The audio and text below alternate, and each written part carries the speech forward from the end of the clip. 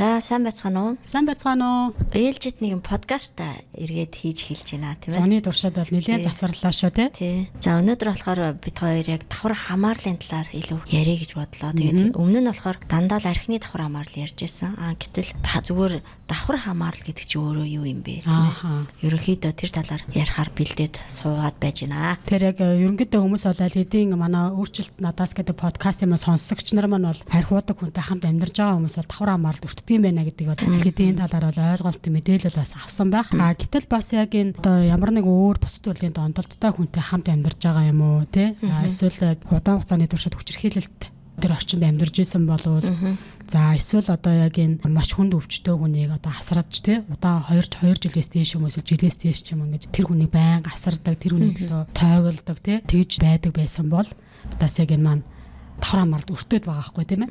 Бас нөгөө талаар зан авирын доголдолтой хүнтэй тий. Хамт амьдрах нь бас нэлийн давхар хамаарлалд өртүүлээд байгаа. Жишээлбэл маш их ууртай тийм ээ. Маш их ууртай. Тэгээд за тэр нь болохоор зөвхөн одоо өөр ямар нэгэн зүйлээс л уурладаг биш зүгээр л ерөөсөө л ууртай хүн байгаа байхгүй тий. Архиудаг хүмүүс бол архиугаа дагсан согтуу тавина гин тий. Одоо ойрлж шашгарна. Харин арх ямар нэгэн архит арс сэргэлэхгүй. Гэхдээ л гэртээ байнга ууралж гэр бүлийнхнийгаа дарамтанд оруулж байгаа бол тэр бол бас гэр бүлийн хүмүүс давхар хамаарлалт өртөх боломжтой байгаа тий. Яг үнэ. Тэгэхээр яг хүмүүс болохоор зөвхөн архиуж байгаа хүнтэй л хамт амьдарч байгаа хүмүүс давхар хамаараад байгаа биш. Өөрөлдөх юм бол яг юм эрүүл бус орчинд амьдарч байгаа хүмүүс байгаль бол давхар хамааралтай болдог байх нь тий. Яг үнэ. Тэр хамаарал буюу ямар нэг юм одоо хамаарал гэдэг чинь тухайн хүн шууд тэр юмнаас хамааралтай байна. Одоо таны сая ярьсан одоо уур гэдэг бол тэр уурнаас хамааралтай байгаа. Бол давхар хамаарал гэдэг нь тэр уурнаас хамааралтай байгаа хүнээс хамаарад байгааг л бид нар давхар хамаарал гэж бол бид нар хэлээд байгаа штэ тийм ээ. Тэгж Монгол дээр бол орчуулсан байгаа даа. Тий. Жишээлбэл бас нэг давхар хамааралтай хүний нэг жишээ байна л да. Тэр болохоор маш олон жил өвчтөе хүн асарсан хүн байгаа. Гэхдээ тэр өвчтөе хүнээ асраад сүүлдээ бүр сэтгэл зүйн байдал нь ямар болсон бэ гэхээр бүр цөхрөл түрээд амиа орлох хэмжээнд хүртэл бодоод явж исэн хүн байгаа байхгүй. Тэгэхээр ямар нэг байдлаар одоо энийг сонсож байгаа хүмүүст өвчтөе хүнээ бити асраа гэж бид нар хэлээгүй. Мэдээж хэрэг өвчтөе хүнээсээ давхар хамаарсан байж болно. Эсвэл ямар нэг мэрэгжлээс болоод одоо хамааралтай хүнтэй давхар хамаарсан байж болно. Жишээлбэл зарим нэг эмч сувилагч нар бол гэртээ те маш цэвэр цэмцэр байх хэвээр байнгаараа ариутгах хэвээр ч гэдэг юм. Тэргээ бусдаа бүр ингээд дарамт болгож шахаж шаарддаг. Хит шахаж шаарддаг асуудлаас болоод бас давхар хамааралт өртдөг байж болох юм те. Тэгэхээр бид нар ямар нэг байдлаар одоо хүнээ бити асраа эсвэл тэр дондолтой хүнтэйгээ бити амьдраа гээгүй харин угаасаа та хамт амьдарч байгаа угаасаа та хоёр буюу тэрнээс дээш жил хамт амьдарч байгаа бол таны сэтгэл зүйн байдал эрүүл биш болчиход байгаа юм аа. Тийм учраас таны зан авир дээрээ тий үйл хөдлөл дээр таны сэтгэл санаан дээр тийм ээ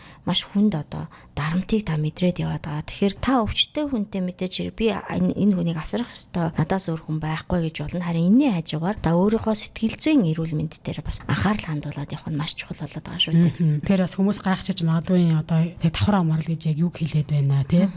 Гэрээс хүмүүс гайхчихж магадгүй зарим сэтгэл зүйчид бол судлаачид бол давхар хамаарлыг бол хүн донтох гэж бол нэрлээд байгаа шүү дээ тийм ээ. Өөрөлдөх юм бол ууж байгаа хүн юм уу эсвэл компьютерийн тоглоомд онцсон хүн юм уу мөрөөдө тоглоомд онцсон хүн тухайн зүйлийн талаар байнга санаашран бодож байгаа шүү дээ. Яаж тэрийг олж уух уу? Яаж тэр компьютер тоглох уу? Боломжтой гаруул тэр талаар бодож идэг болвол давхар хамааралтай хүмүүс хэн нэгэн хүнд хамаарад яаж тэр хүнийг өөрчилөх үү? Яаж тэр хүний амьдралыг сайжруулах уу? Яаж тэр хүнд туслах уу? гэж байнгын одоо нэг болон нэлээд хэдэн хүний талаар бодож санаа зовж түгшиж тэр хүмүүсийн амьдралыг нуруунд дээр үрж идэг яг бодол санаандаа ерөөсөө л хүмүүсийн талаар бодож идэг өөрийнхөө амьдралыг тий орхигдуулчихсан тэр хүмүүсийг л ер нь давхар хамаарал гэж бол хэлээд байгаа шүү дээ тий. Эрүүл хамаарал гэж бол байгаа шүү дээ. Гэр бүлийн гишүүд тийм ээ мэдээж үр хүүхдүүд аав ээжтэйгээ хамаатай байх. За хос хоёр биеиндээ хамааралтай байх гэдэг юм эрүүл хамаарал бол байгаа. Яг бид нар бол ямар эмгэгийн талаар яриад байна гэхээр давхар хамаарал гэдэг бол бүрэн өөрийгөө орхигдуулдаг.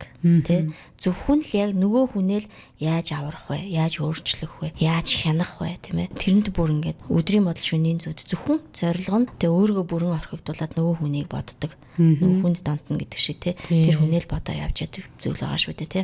Тэгэхээр яг энэ хүмүүс чинь нөгөө өөрсдөө ер нь аврагчийн дүрд их тоглодог. Тий. Одоо энэ хүмүүс чинь ингээд хүнд ер нь агаар хэрэгтэй шүү дээ. агаар авахгүй бол хүн айгу хурдан одоо тий агаар амьсгалахгүй бол хүн хурдан одоо амнасаа алдна. За усгүйгээрээс удаан авч чадахгүй байдаг шиг. Энэ хүмүүсийн хувьд агаар мэд хэрэгцээ байдаг зүйл нь юу вэ гэхээр тусламж хэрэгтэй байгаа сул дорой хүн. Өөртөө бүр олж чичдэг. Тийм өөртөө эрен хайдаг олдог тий. Тэгэхээр яг энэ хүмүүс маань ерөөсөө яг ингээд би хаана хэрэгтэй байх вэ? Би хаана хэрэгцээтэй байх вэ гэж хин нэг хүний юм уу хин нэг хүмүүсээ хүмүүсийн бусдын амьдралд оролцож туслах гэж явдаг аврагчийн дүрд айгүй ордог. Тэгээ эцэст нь амар сулдаж ядраад тий өөрхөн ямар ч амьдралаар амьдраагүй байдаг болохоор бүр хинч биш юм шиг мэдэрсэн ууртай тий нэг ийм нэгэн болоод хувирчсан байдаг. Тэгээд зарим хүмүүс маань бас их хүмүүсийн төлөө их хэтэрхий их яваад бүр маш их юм төгшүүрт ордог, маш их юм санаа зовдгоо байдаг. Тэг бүр тайван унтаж чадахгүй, тайван амарч чадахгүй тий. За намайг л байхгүй болчвол тэр мань яана гээл тий. Тэдний мань одоо ахын мань хүүхдүүд яах бол хүүгийн мань хүүхдүүд яах бол охины мань охтууд яах бол гээл тий. Одоо тэр найзын маань одоо тэр хүүхэд яах бол гээл гэдэг нөгөө аав ээж маань яах бол гээл ингээд хань мань яах бол гээл ерөөсөө ингээд би л байхгүй болох юм бол энэ дэлхий дээр бүх одоо тийм миний ойр дөрний бүх хүмүүс ингээд ерөөсөө бүр бодоо олох гэдэг байхгүй гэж боддог учраас өөрийгөө ер нь маш их золиосолдог тий ингэж аврагчийн дүрдэх тоглодог байгаа шүү дээ. Золиосолдог учраас эцэст нь ядардаг, зөвхөрдөг тийм ээ. Бүр нэг ханд очиод тулчдаг. Би л бүх юмд оролцож чинь. Би л бүгдийг зохицуулж чинь тийм ээ. Би л ингэж чинь та нар тэхгүй байна. Гэдэг нэг гомдлож эхэлдэг шүү дээ тий. Тэгээ сүүлдээ бүр бие махбод нь хүртэл сул дорой хүчгүй болж эхэлдэг шүү дээ. Давхар амарлч өөрөө бас нөгөө талаас бас бие махбодод бас илэрх шинж тэмдгүүд байгаад байгаа. Маш их ядар сүлддэг тийм ээ. За өвчлөмтгий болдог. За тэгээд нөгөө талаар бас санаа зовдгоо. Тэр маш санаа зовдөг. Ер бусын нар санаа зовдөг. Хотны ерөн шархлаатай болдог. Зүрхний эмгэгтэй болдог. Толгой хөвддөг болдог гэдэг. Байнгын нөгөө юм санаа зовоод байгаа хүмүүс ч угаасаа хоол шингэхгүй шүү дээ тий. Тэгээ байнгын төгшөөл ерөөсөө 50 байхгүй хүмүүс чинь зүрх яаж зүгээр ах юм бэ тий. Эсвэл нөгөө илэгний бас өвчлөлтөй болдог. Яагаад тэгэхээр уурлахаар ер нь хүн ингээд энэ давхар амралтай хүмүүс маш ууртай байдаг. Яагаад тэгэхээр хүмүүс хэрэгтэй хүн байх гал хүн болгоны амьдралд ордог. Дураараа ордог. Тэгээд бодохтой болохоор ингэж би энэ хүний төлөө хийж ийн гэж дураараа ороод оролцоод туслах га өөрөө туслах гад байна гэж боддог. Гэтэл нөгөө хүмүүс болохоор амьдралд одоо ороод гай болоод байна гэж бодод хардаг тий. Тэгээд хүсээгүй тусламжийг нь их хүргэдэг. Тэнгүүд хүсээгүй тусламжийг хүргчээд нөгөө хүмүүсийг өөрийнхөө байгаагүй уурладаг. Тийм учраас давхар амралтай хүмүүс маш ууртай байдаг. Тэгээд хүн ер нь их ууртай байхаар ер нь илэг айгу одоо нэг өвчлөмтгий болдог байгаа байхгүй. Тэр эргээгээл ингээд бидний сэтгэл санааны яг юм сөрөг сэтгэл хөдлөлүүд их байх хэрээр байнга одоо тэр сөрөг сэтгэл хөдлөлийг авах хэрээр одоо яг энэ маань өөрөөс их юм эргүүлээд одоо биеийг өвчлөмтгий болгочих юм л да тийм ээ. Яг үнэн тийм. Гэтэл бас яг энэ хүмүүс маань маш их юм аимхаа байгаад байдаг давхар амралтай хүмүүс маань. Тэгвэл энэ эргээгээл нөгөө бөөрийг нь айгу их юм өвчлөмтгий болгочдөг тийм. Аимхаа ер нь их айдаг хүмүүс чинь айгу их юм бүр нүдтэй болчдаг. Тэр ингээл эргээл ингээд энэ юусоо бидний сэтгэл санаагаа хэвэн байлгаж эрүүл байлахгүй бол тэгэхээр бие минь өвдөд байгаа байхгүй тий. Тэгээ давхар амралтай хүмүүс бас нөгөө талаас хүмүүс намайг юу гэж бодох вэ гэдэг дээр маш их төвлөрдөг. Яг үнэ тий. Тэгээ тэр хүмүүсийн бодлыг хянч чадах юм шиг. Яг үндэ хэн чаддгүй штэ. Нөгөө талаар бас хүмүүс үгүй гэж хэлж чаддаггүй. Тэ. За нэг тусламж хүсгээр нь завгүй байсан ч гэсэн дотроо дургүй байсан ч гэсэн заал гэж хэлдэг. Яа тэгвэл нэгдүгээр тухайн хүний гомдоочихгүй. Хоёрдугаар би үгүй гэд хэлжүүл дараа нь би хэрэггүй хүн болчихно гэдгийг мэдэрдэг учраас. Үн сэнтэй хүн байх гад нөгөө чухал хүн байх гад хэрэгцээ байгаа штэ тий. Тэгээ тийм учраас ер нь давхар амралтай хүмүүс хүнд үгүй гэж хэлгэнэ. За үгүй гэд хэлчүүл бараг л одоо тэнгэр хүмүүрсэн юм шиг те зарим хүмүүст бол тэгж санагдаад байдаг. Надад нэг жишээ байна л да. Нэг ээж хүргнээсээ за чи өнөөдөр багаанаас хүн тосоод байгаа чи гэд асуусан чи хүргэн за гэл те хоёр хөвшин настай хүнийг тосоод байгаа чи гэдгсэн байгаа. Тэгсэн чинь за гэсэн. За тэгээд нөгөө хоёр нь дөрөв өнгөрөөд багаанаас буулаа. За хүргэн нь байдгүй. Тэгээ бүр ээж нь гайхаад чи яасан бэ юу болсон бэ гэсэн чинь би завгүй байсан юм аа. Тэр ерөөсө хүнд үгүй гэж хэлж чадахгүй. Ер нь ганц ээжтэй ч биш те. Одоо хүнд үгүй гэж хэлж чадахгүй тийм хүргэн байгаад байгаа байхгүй. Тэгээд тэр ээж дараа нь тэр хүргэндээ юу гэж хэлсэн бэ гэхээр за чи надаа үгүй гэж хэлж болно шүү. Хэрвээ завгүй байвал үгүй би чадахгүй. Би энэ удаа чадахгүй нэ гэж зүгээр хэлчихээ гэд. Нөгөө талаар нөгөө үгүй гэж хэлж чадахгүй байдал нь нөгөө хоёр хөвгшнийг бас тэнд тэ гацаанд оруулчих байгаа тэ. Тэгээд ээж нь нөгөө хоёр хөвгшин лөө залгаа. За та хоёр маань ингээд такси бариад явчихаа. Тосно гэсэн хүн маань амжихгүй болчихжээ гэж дараа нь ингэж хэлж байгаа. Тэгэхээр бас эн чинь тухайн нөхцөл байдлыг бас хөндрүүлж байгаа бас нэг юм байгаа даа тэ. Би одоо яг өөрөө давхар амарлын тухай чинь 2003 онд мэдчихэж байгаа байхгүй юу? Анхын тухай ойлгоод тэгээд би чи өөрөө амар давхар амралт юм байна штэ гэдгийг анзарж байгаа байхгүй юу? Тэгээ ингээ одоо тэр 23 оноос ч аваад эхлээл яг энэ давхар амрал гэдэг нойтон хамар шиг юмтай чи зуралдаж байгаа байхгүй салах гал тий 7 хоног болгон очиж дэмжиг бүлэгтээ очиж суудаг тэгээ 12 алхмын дагуу ярьдаг өөрийнхөө гэр бүлийнхээ хүмүүстэй тий яаж давхар амарж байгаа юм найз нөхдөдтэйгээ яаж давхар амарж байгаа хамт ажилдаг хүмүүстэйгээ хүртэл яаж хамаарад тий тэр хүмүүс хэрэгтэй хүн байх гээд явж байгаа ингээ илэн далангуу байнга ярьдаг ажилдаг давхар үйлдэл хийдэг тий тэгээ ингээд нөгөө хил хязгаар тогтоох болвол ингээд үгүй гэж хэлэх сурах хэрэгтэй болж ирж байгаа байхгүй юу. Тэгээд ингээд нэлээд хэсэг хугацааны дараа болж хэдэн жилийн дараа таахгүй эн чинь тэгээд ингээд жисэн чинь би яг хамгийн хүнд одоо тэ нөгөө үгүй гэж хэлэхэд яг хүнд байсан хүмүүс хэн байсан бэ гэж чинь миний хоёр дүү. Яг ингээд нөгөө баг бахаасаа би тэр хоёрыг чи айгу хамгаалдаг тэр хоёрын төлөө байдаг байсан учраас би бол бүрэн утгаараа тэр хоёрын аврагч наваад байхгүй тий хэрэгтэй хүн нь ерөөсөө ингээд багасаа л тийм байсан багасаа тэр хоёр миний аар зогсдог би дандаа хамгаалдаг тэгээд үрдээ итгэсэн байж тээ ер нь би ингээд бүр хүүхэд хасаал бүр тийм миний бүр бодол санаа бүр тийм болчихсон тий хамгаалах хэвээр аврагч нах хэвээр тэгээд би ч нэлээд одоо насан туршид том болцсон. Манай хоёр дүү ч гэсэн нэлээд том болцгаацсан залуучууд байгаа байхгүй юу.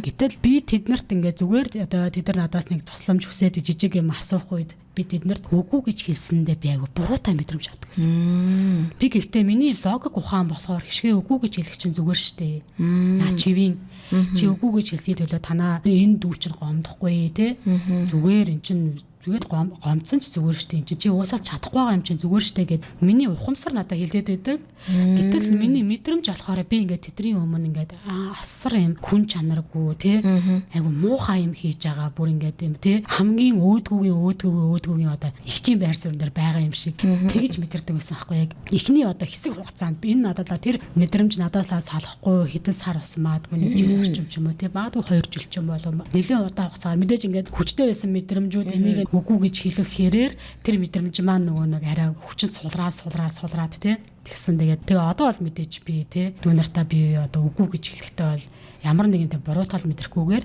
би үгүй гэж хэлдэг. Тэгээд дүү нар маань ч гэсэн тэр миний үгүй гэж байгааг сонсож чаддаг болсон. Тэгэхээр би зүгээр ингээ өөрийнхөө хувь дээр харахад л үгүй гэж хэлэх чинь яг ингээд өөрийгөө бүр ингээд нөгөө хүн төрж байгаа мэдрэмжэнд хамгийн новшийн хүн шиг мэдрэж ирж байгаа байхгүй тий. Бүр амар муу хүн болж байгаа юм шиг. Тэр нь нөгөө хүний гомдох гэхээс илүүгээр баг надад бол амар хүндээс аахгүй. Би өөрөө тэр мэдрэмжийг даван гарна гэдэг амар юм гин буруутай ялтай юм шиг мэдрэмж. Тэг ингээд тэр надад айгүйсэн. Магадгүй таны ялтрээс тогоо хүмүүс заайтаа гэдэг шиг тий амар тийм харанхуй болдог байсан тэр. Тэгэл миний ухаан хэлээд байгаа шиг зүгээрээ. Наа чи ирүүл штэ. Зүгээр гэдэг. Гэтэл миний мэдрэмж болохоор үгүй шиг чи яас өөдгөө юм бэ гэдэг. Тэр эн чинь ингээд тэр мэдрэмжийг ялан дийлээ үгүй гэж хэлхийг те нэг тасгалжуулах юм хийж иж миний ард гараад байгаа байхгүй. Тэр гин чин нэг нэлээд ажиллагаа шаардаад байгаа байхгүй те. Яг үнэ те. За нөгөө талаараас давхар амарлын бас нэг шинж тэмдэг давхар амралтай хүмүүс бусдын мэдрэмжинд автдаг те. Ингээл аюу сайхан өөрөө ингээл аюу сайхан инээгээл аюу жаргалтаа сууж исэн чи нэг хүн гаднаас уурлаад ороод ирэх юм бол шууд автдаг те. Энэ хүн яасан юм бол би яах ёстой вүлээ. За эсвэл өөрөө уургүй байсан ч дагаад ууртай юм шиг болох те царайлахчиж гэдэг юм уу. Бусдын мэдрэмжинд маш их автдаг шүү дээ те. Гэтэл нөгөө нэг одоо яг эрүүл хүн болвол гаднаас хөрхөн хэрэг ууртай ороод ирэх юм бол асуух байгаа байхгүй. Хүү найзаа яасан бэ? Зүгээр хүн миний хайнаа зүү яасан бэ гэд нүүр тулж асууж чаддсан юм байна л да. Гэтэл давхар амралтай хүмүүс болохоор яг илүү төсөөлж боддог. Надад уралцсан юм болов, хүүдээ уралцсан юм болов, дарагтаа уралцсан юм болов, яасан болов гэх нэг айгу тааж боддог. Нөгөө ярилцдаггүй. Тэгээд эсвэл ингээд нөгөө өөрөө тааж бодонгуудаа асуухтай айгу буруу өнгөнөөс асуудаг тий загнаж асуудаг юм уу буруутгаж асуудаг юм уу тий юунд уурлаад байгаа гэдэг ч юм ингээд яг энэ дотроо бодсон байгаа яг тэр буруу бодлосоо болол дуу хоолойны өнгөнд буруу хэлж байгаа байхгүй тий тэгээд яг эн чин тэгээд зөрчил үүсдэг тэгэнгүүт тавар амралтын за ингээд нүүр тулж асуухаар дараа нь зөрчил үүсээд байдیں۔ Нүүр тулсан ярилцлагуудыг хийхгүй үргэлж айгу юм тааж боддог. Тэгээд тааж бодоод тэнгүүтээ ерөнхийдөө нөгөө хүнийхээ мэдрэмжинд илүү ингээ автдаг байгаад байгаа байхгүй тий. Яг үнэ. За мэдрэмжинд автдаг юм байна. За дараагийн бас нэг шинж тэмдэг нь бол маш их хил хязгаар зөрчдөг шүү дээ. Бусдын хил хязгаарыг зөрчдөг. Бусад хүмүүс өөрийнх нь хил хязгаар зөрчиж байгааг ч мэддэггүй тий. Бас өөрөө болохоор ялангуяа бас нэг нэлээд ажиглагдчихж байгаа зүйл болохоор ээжүүд насан турш хүүхдтэй нөө нялх байгаа юм шиг л тий амьдралд нь оролцдог. Энийгээ би та нарын төлөө гэж ирээл хэлдэг тий. Одоо 40 настай хүүгийнхээ тий 50 настай хүүгийнхээ амьдралд охиныхаа амьдралд оролцоод байна шүү дээ. 40 50 битгээл бүр ингээд 20 21-тэй бас залуудаа өрх тус гаралцсан хүмүүс ч байна тий. За гэтэл энэ жоохон байна болоогүй байна гэл тий. Гэтэл яг үнэндээ 18 нас хүрэл хүн яг шийдвэр гаргах төвшөнд очичдаг тийм ээ. Юу хийх вэ, яах вэ гэдгээ бодож эргэцүүлэх нас айл эдийн болцсон байгаад байдаг. Гэтэл энэ ээж аав би даалгах байдалд нь гарахгүй тий. Би та нарын төлөө хийж ийн гэж хитрхи нөгөө ялангуяа хүүхдүүдийнхээ хил хязгаарыг зөрчдөг. За бусдын хил хязгаарыг зөрчдөг. Бусдын хил хязгаарыг хүндэлдэггүй. Тэгээд би та нарын төлөө ингэж хийж яхад чинь гэд эргээд хариу нэгтэг тий. Та нар ингэх ёстой байсан. Ингэх хэрэгтэй штэ гэж заавал шаашаа. Хүн чинь нөгөө өөрөө тусламж хүрэхээр эргүүлээд миний юухаар байх ёстой гэж боддог штэ. Энд чинь өөрөө хяналтын хэлбэр байхгүй юу? Яг үнэн тий. Ингээд хянана гэхээр заавал ингээл нэг юм орилж хашгараал юм уу эсвэл хатуу хайхэр биш штэ.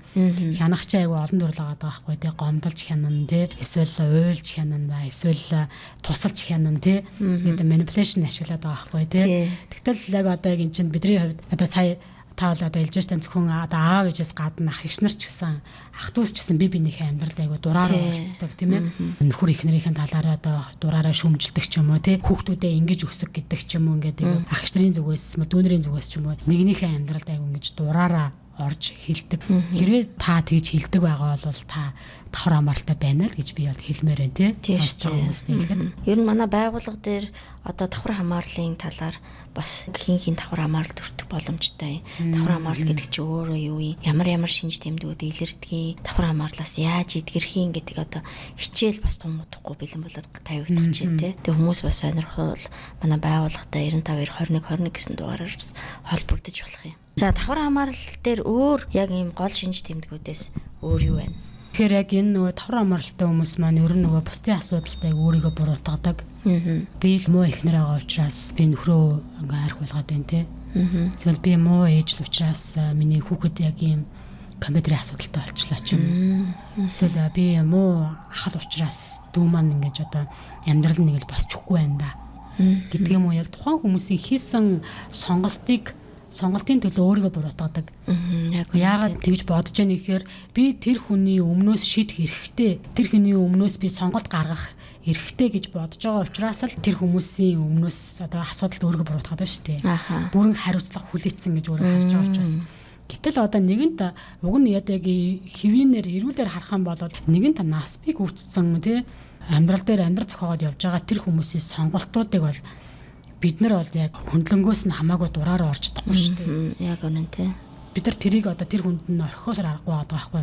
Гэтэл давхар амралтай хүмүүс тэрэнд өөрийгөө буруутгаад байгаа нь өөрөө давхар амралыг шинж байгаа юм л да. Чамайг ярьсан чинь нэг жишээ санагдаж байна л да. 20-т 14-т хоёр эрэгтэй дүүтэй нэг ихч айл хэдийн тустаа гараад те 10-аад жил амьдарсан ихч. Тэгээд нэг удаа яг ээжтэйгээ уулзаад яг хоёр дүүгийнхаа талаар бүр амар санаа зовж байгаа. Би л ингэж явж байгаа учраас манай хоёр дүү ингэж байна гэл те. Тэгээд наа чи айгүй тийм нийтлэг жишээ шүү дээ. Тийм бүр аль хэдийн тустаагаараа явцсан. Гэхдээ бүр хит санаа зовоод те. Тэгээд би ойлгохтой байсан бол ингэхгүй байсан да. Ялангуяа том дүүгээ те.